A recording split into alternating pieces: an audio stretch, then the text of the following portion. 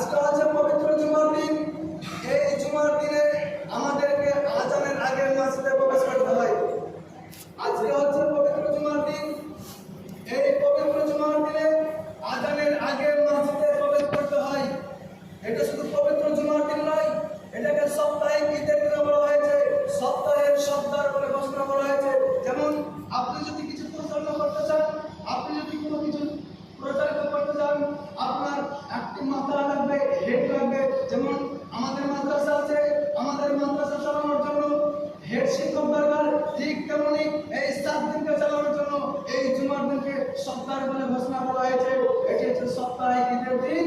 আর এই ঈদের দিনে আমাদেরকে আজানের আগে মসজিদে প্রবেশ করতে হবে। কেন?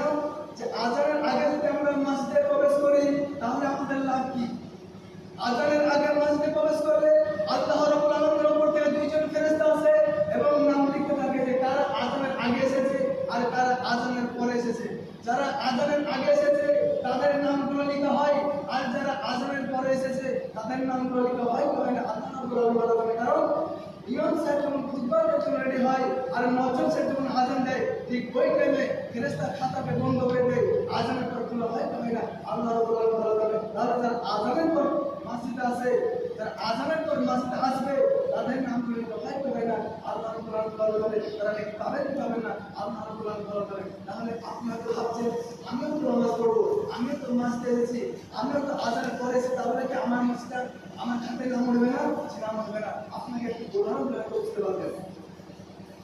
ধরেন আপনি এক্সাম দিয়েছেন, পরীক্ষা দিয়েছেন, ওই পরীক্ষার নামের জায়গায় খাতাতে যে নাম লিখতে বলা হয়, ওই জায়গায় যদি আপনি নাম না লিখেন আপনাকে মাস্টারমশাই নম্বর দিবে, যে আপনাকে মাস্টারমশাই নম্বর দেবে না। কারণ আপনি নামের জায়গায় নাম লেখেননি, আর পরীক্ষার ভিতরে কি লিখবেন? আপনার খাতায় দেখবেন, আপনাকে নম্বর দেবে না।